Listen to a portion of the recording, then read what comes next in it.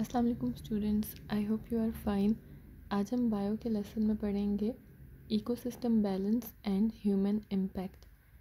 Ecosystem as we have already studied is a self sufficient system. ये अपने आप को सस्टेन कर सकता है, इसको बाहर से कोई हेल्प नहीं चाहिए होती। In an ecosystem living factors और the biotic factors and the non-living factors or the abiotic factors, they interact with each other and they form a balanced ecosystem. इसमें बायोजियोकेमिकल साइकिल्स भी बहुत इंपॉर्टेंट होते हैं, which are carbon cycle and nitrogen cycle. Bio means life and geo is related to earth और the environment.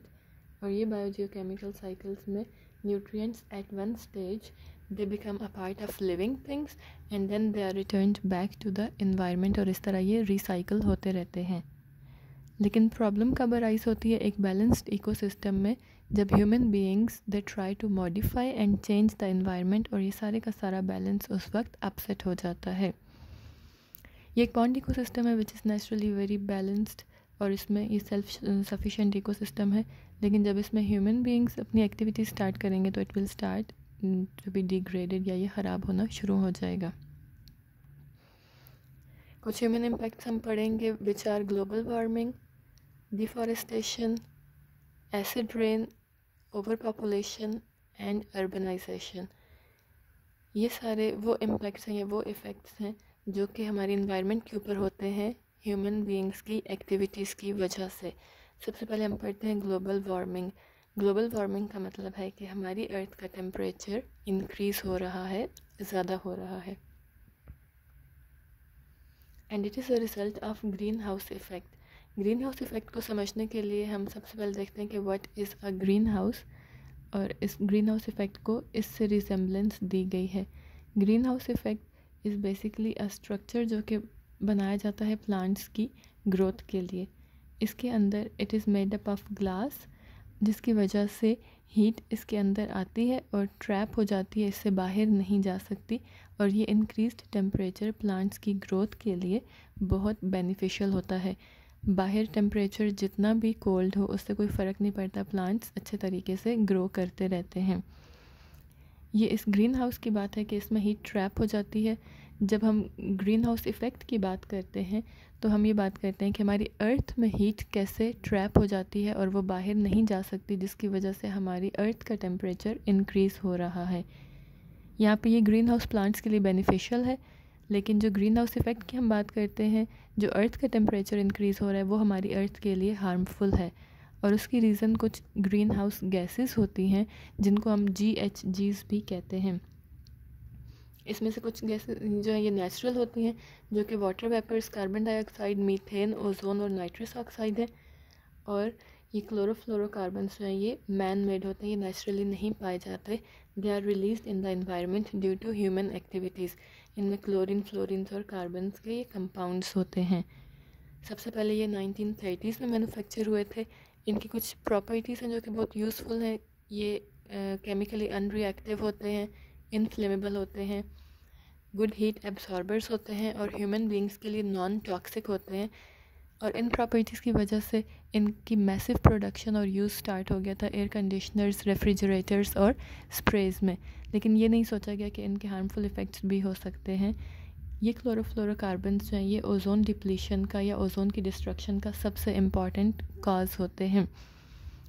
Ozone हमारे atmosphere के बाहर एक लेयर है जो कि सन की अल्ट्रावायलेट रेडिएशंस को फ़िल्टर करती है, उनको हम तक नहीं आने देती.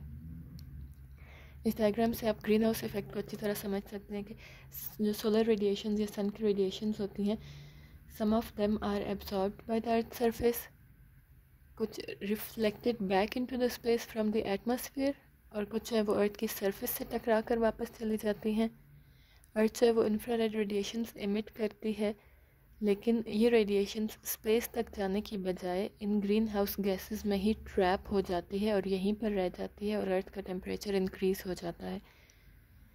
जब अर्थ का टेम्परेचर इंक्रीज़ हो जाता है तो हमारे नॉर्थ पोल और साउथ पोल पर जो ग्लेशियर्स हैं उनकी मेल्टिंग स्टार्ट हो जाती है और वो सारा पानी हमारे रिवर्स और अल्टीमेटली सीज़ में आता है, जिसकी वजह से रिवर्स के ओवरफ्लो होने का या सी लेवल के राइज़ होने का और फ्लडिंग का ख़तरा होता है. कुछ ऐसे आइलैंड्स हैं जो कि अगर ये सी लेवल राइज होगा तो वो सबसे पहले डूब जाएंगे। फॉर एग्जांपल मालदीव्स है, it is not even 100 metres higher than the sea level. तो जब सी लेवल राइज करेगा तो सबसे पहले उसकी फ्लडिंग हो जाएगी और वहाँ के लोगों को कहीं और मूव होना पड़ेगा, वहाँ पे लाइफ नहीं रहेगी। जैसे हमने पढ़ा था कि अर्थ हमारी इंफ्रारेड रेडिएशंस इमिट करती है और जो सन की अल्ट्रा वायलेट रेडिएशंस होती हैं उनको ओजोन फ़िल्टर करती है। तो इसका कॉन्सेप्ट हम देख लेते हैं कि जो लाइट हम देख सकते हैं ये हमारे लिए विजिबल होती है वो 400 to 700 नैनोमीटर्स जो कि वेवलेंथ का यूनिट है इसके बीच में फॉल करती है। इससे शॉर्टर वेवलेंथ्स होंगी तो उनको हम अल्ट्रा वायलेट कहते हैं, और इससे अगर ग्रेटर वेवलेंथ होगी तो उनको इंफ्रारेड कहते हैं जो हमारे लिए इनविजिबल होती हैं। ये था ग्लोबल वार्मिंग के बारे में। नेक्स्ट हम पढ़ेंगे एसिड रेन के बारे में। एसिड रेन का मतलब है कि ह्यूमन एक्टिविटीज़ के as a result of human activities कुछ गैसेस रिलीज़ होती हैं एटमॉस्फेयर में। ये गैसेस वाटर वेपर्स के साथ रिएक्ट करती हैं in the presence of sunlight या in the presence of heat, और कुछ एसिड्स बनते हैं जैसे कि नाइट्रिक एसिड या सल्फ्यूरिक एसिड। जब बारिश होती है तो ये एसिड्स बारिश के साथ वापस अर्थ पर आते हैं and they are very harmful for the environment. ये कुछ इक्वेशंस हैं जो शो कर रही हैं कि जब कार्बन डाइऑक्साइड रिएक्ट करती है तो हमारे पास कार्बोनिक एसिड, इस तरह सल्फ्यूरिक एसिड, नाइट्रिक एसिड ये बनते हैं, और ये सारे जो हैं ये मिलकर एसिड रेन बनाते हैं, रेन को एसिडिक बनाते हैं। There are some harmful effects of acid rain. सबसे पहला इफ़ेक्ट ये होता है कि ये वाटर की पीएच को कम कर देता है या वाटर को एसिडिक बना देता है, और ये एसिडिक वाटर उसके अंदर जितनी भी मरीन लाइफ होगी, फ़िश या दूसरे जितने भी लिविंग ऑर्गेनिजम्स हैं उनको डिस्ट्रॉय कर देगा, उनकी डेथ हो जाएगी। यही एसिड रेन जब प्लांट्स के ऊपर पड़ती है तो जो स्टेम की आउटर मोस्ट लेयर या बार्क है उसको ख़राब करती है। जब सॉइल में एब्जॉर्ब हो जाती है तो रूट हेयर को डैमेज करती है। इसके अलावा लीव्स के अंदर क्लोरोफिल को डैमेज करती है। ये एक नॉर्मल लीफ है और ये एक ऐसा लीफ है जिसके ऊपर एसिड रेन फॉल हुई है। तो लीव्स अपनी फूड नहीं बना सकते और as a result they die. इसके अलावा सॉइल के अंदर कुछ माइक्रो ऑर्गेनिजम्स होते हैं जो कि एसिडिक या लोअर पीएच को टॉलरेट नहीं कर सकते और उनकी डेथ हो जाती है, और सॉइल के न्यूट्रिएंट्स हैं वो भी इस रेन के साथ वॉश अवे हो जाते हैं और वो इनफर्टाइल हो जाती है।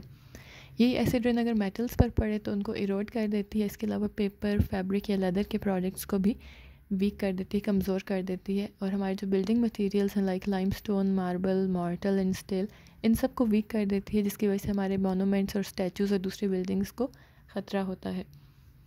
ह्यूमन बीइंग्स में ये acid rain skin problems, skin cancer और लंग डिजीज़ या रेस्पिरेटरी प्रॉब्लम्स भी, सांस के प्रॉब्लम्स भी करती है। ये एक्वेटिक लाइफ है, ये मरीन लाइफ है जो कि एसिड रेन से डिस्ट्रॉय हुई है, और ये एक स्टैचू है which has been affected by the acid rain. Next आ जाता है डिफॉरेस्टेशन। डिफॉरेस्टेशन मीन्स क्लियरिंग और कटिंग ऑफ ट्रीज़। अब ये डिफरेंट पर्पसेस के लिए हो सकती है। ह्यूमन बींग्स एग्रीकल्चर के लिए, या कोई फैक्ट्रीज लगानी हो, रोड्स बनानी हो, ट्रेन ट्रैक्स बनाने हो, वहाँ से कोई माइनिंग करनी हो, या फिर टिम्बर, उनको लकड़ी चाहिए फॉर मेकिंग फर्नीचर या हाउसेस या जलाने के लिए। तो इन सारे कामों के लिए डिफॉरेस्टेशन ह्यूमन बींग्स करते हैं।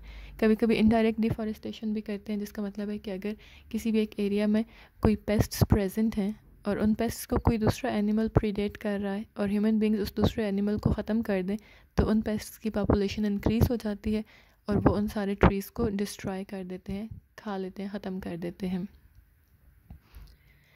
प्लांट्स की जो रूट्स होती हैं वो सॉइल को ग्रिप करके रखते हैं, पकड़ के रखते हैं, सॉइल की इरोजन नहीं होती। तो जब ये ट्रीज़ या प्लांट्स ही ख़त्म हो जाएंगे तो सॉइल को ग्रिप करने के लिए कोई चीज़ नहीं होगी। इसी तरह लैंड को भी ग्रिप करने के लिए कुछ नहीं होगी, लैंड स्लाइडिंग हो सकती है, सॉइल इरोड होना शुरू हो जाएगी या पानी के साथ साथ वॉश अवे होना शुरू हो जाएगी और हमारे सीज़ में अल्टीमेटली डिपॉजिट होना शुरू हो जाएगी। इसके अलावा फ्लडिंग का ख़तरा होता है ड्यू टू डिफॉरेस्टेशन। प्लांट्स हैं उनका कूलिंग इफ़ेक्ट होता है। अगर प्लांट्स ख़त्म हो जाएंगे तो हमारे ग्लोबल वार्मिंग में ये भी एक इम्पॉर्टेंट फैक्टर है। और लॉस ऑफ हैबिटेट या हमारे एनिमल्स के जो रहने की जगह या उनका घर जो है वो सारा डिस्ट्रॉय हो जाता है डिफॉरेस्टेशन की वजह से। Next is over population. Over population का मतलब है कि हमारी अर्थ में ह्यूमन पॉपुलेशन बहुत ज़्यादा इंक्रीज़ हो रही है ड्यू टू सम फैक्टर्स, जो कि ये कि आजकल बेटर मेडिकल फैसिलिटीज़ हैं, जो डिजीज़ हैं उनके इलाज आगे हैं, जिसकी वजह से हमारा डेथ रेट जो है वो लोअर हो गया, कम हो गया है, और लोग ज़्यादा अरसे तक ज़िंदा रहते हैं। और साथ साथ ओवर पॉपुलेशन की वजह से वो रिसोर्सेज को भी ज़्यादा यूज़ कर रहे हैं। उनको रहने के लिए जब जगह चाहिए होती है तो डिफॉरेस्टेशन की जाती है, लैंड को क्लियर किया जाता है। इसके अलावा जब वो रिसोर्सेज को यूज़ करते हैं उनके सारे वेस्ट एयर और वाटर में जाते हैं, एयर पोल्यूशन और वाटर पोल्यूशन होती है। तो इसकी वजह से भी हमारी अर्थ जो है वो डैमेज हो रही है, डिग्रेड हो रही है। एक एस्टिमेट ये लगाया गया कि 2025 तक अर्थ की पॉपुलेशन 8 बिलियन तक पहुंच जाएगी, और ये सारा जो इसका प्रेशर आएगा वो हमारी इन्वायरमेंट या हमारी अर्थ के ऊपर आएगा। Next is urbanisation. अर्बनाइजेशन का मतलब है ग्रोथ ऑफ सिटीज़। और सिटीज़ क्यों ग्रो करते हैं? जब रूरल एरियाज़ या गांव वगैरह से लोग सिटीज़ में आते हैं for better jobs, better education facilities, या in general high standards of living के लिए वो सिटीज़ में आते हैं। लेकिन उसका एडवर्स इफ़ेक्ट होता है कि गवर्नमेंट के ऊपर प्रेशर आ जाता है कि वो उनको बेसिक फैसिलिटीज़ तक प्रोवाइड नहीं कर सकती, तो जिसकी वजह से वो सारे लोग दे बिकम अर्बन पुअर। वो सिटीज़ में ही एक ही जगह पर बहुत सारे लोग इकट्ठे रहने पर मजबूर हो जाते हैं, और जहाँ पे डिजीज़ का रिस्क भी बहुत ज़्यादा हो जाता है। स्कूल्स एंड हॉस्पिटल्स में भी ओवर क्राउडिंग हो जाती है। इसका सलूशन ये है कि प्लान्ड अर्बनाइजेशन होनी चाहिए। हमें सिटीज़ की लिमिट पता होनी चाहिए जब सिटी प्लानिंग हो रही हो कि इस सिटी में कितने लोग रह सकते हैं, या उसके रिसोर्सेज के अकॉर्डिंगली उसको प्लान किया जाए। तो ये सारे हार्मफुल इफ़ेक्ट्स थे ड्यू टू ह्यूमन बीइंग्स या उनकी एक्टिविटीज़ की वजह से हमारी एनवायरनमेंट के ऊपर। आई होप आपको समझ में आ गया होगा। थैंक यू एंड अल्लाह हाफिज़।